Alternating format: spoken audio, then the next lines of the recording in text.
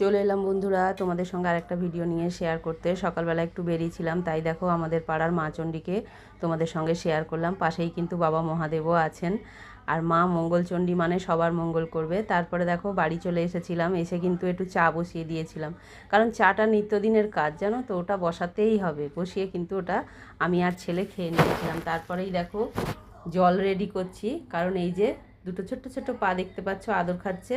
উনি চান করবেন, ওই জন্য উনি সকালবেলাই চলে এসেছিলেন। তারপরে দেখো ওনার কাজ হচ্ছে সবার কোলে ঘুরে ঘুরে আদর খাওয়া।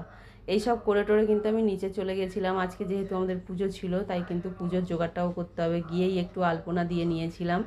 আর আমাদের কিন্তু ধান লক্ষ্মী কিন্তু মেয়েরা মানে আমরা কেউ নাবাই না, ছেলেই নাবায়। ছেলে নালে ছেলের বাবা এরাই নাবায়। আর যেহেতু অনেক দিন চাপা দিয়ে তোলা থাকে, তো ভেতরে জানো তো সাদা সাদা এক ধরনের পোকা হয়, যেগুলো কিনা উড়ে উড়ে চলে যায়। ওই জন্য আমার ছেলে একবার করে হাত দিচ্ছে, একবার করে হাত বের করে নিচ্ছে। এই এই যে ধানের ভেতরে কিন্তু সেই সাদা সাদা পোকাগুলো থাকে। আর দেরি হয়ে গেছিলো বলে ঠাকুরমশাই দেখো নিজেই কিন্তু চন্দন বেটে নিচ্ছেন, বলছে আমিই বেটে নিচ্ছি। চন্দন টন্দন বেটে তারপরে মাকে সাজানোও হয়ে গেছিলো। ঠাকুরমশাই পুজোয় বসে পড়েছে, কারণ ঠাকুরমশাইকে এমনিই দেরিতে আসতে বলেছি, ওই জন্য উনি এসেছেনও দেরিতে তাই। আর এই যে দেখো মাকে কিন্তু একটু ভোগ সব সাজিয়ে দিয়েছি। আর আমাদের কিন্তু মানে খেসারির ডাল দিয়ে নৈবেদ্য দিতে হয়, তাই কিন্তু খেসারির ডালের নৈবেদ্যই দেওয়া হয়েছে। 5 ফল দিয়ে নৈবেদ্য দিয়ে আর দই সন্দেশ দিয়ে কিন্তু পুজোটা হচ্ছে। তারপরে দেখো ঠাকুরমশাই আরতিটাও সেরে নিচ্ছে, ধূপ ধুনো সবই জেলে দিয়েছি। সত্যি কথা, ধূপ ধুনো না হলে না ঠাকুর ঘরে ঠিক ভালো লাগে না।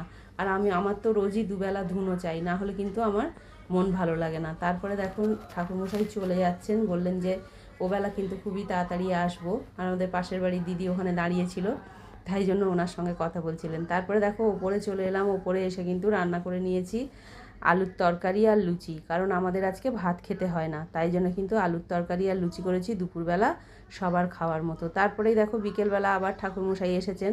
বিকেলবেলা মাকে একটু শেতল ভোগ দিতে হয়, তাই জন্যে কিন্তু এসেছেন। আর আমরা শেতল ভোগ বলছি ঠিক কথা, শেতল দিতে হয়। সেটা হচ্ছে আমাদের মানে কি দিয়ে দেয় সেটাও তোমাদের সঙ্গে শেয়ার করব। বিকেলেও কিন্তু আরতি করে নিয়েছিল ঠাকুরমশাই, এসেছেন যখন আরতি তো হবেই। আর যেহেতু আমার মা কালী প্রতিষ্ঠা, এই দেখো বিকেলবেলা কিন্তু আমাদের দুধ আর সন্দেশ দিতে হয়, এটাকেই আমরা শেতল বলি। যাই হোক, এই দিয়েই কিন্তু বিকেলের পুজোটা হয়ে গেছে। মাকে কেমন লাগছে বলো, সুন্দর করে কিন্তু সাজানো হয়েছে। তারপরে দেখো যে খেসারির ডালটা আমরা নৈবেদ্য দিই, সেটা কিন্তু সেদ্ধ করে আমরাই খাই। আর আজকের দিনের প্রসাদ কিন্তু আমরা বাইরের কাউকে দিই না, আমরা ঘরের লোকেরাই খাই। আর রাতে করে নিয়েছিলাম দেখো পটল আলুর তরকারি, আর করে নিয়েছিলাম রুটি, কারণ এবেলা আর কেউ পরোটা লুচি খেতে চাইছে না। যাই হোক, এই হলো আজকে আমার সারাদিন। তোমরা কে কী কেমন কাটালে অবশ্যই কমেন্টে জানিও।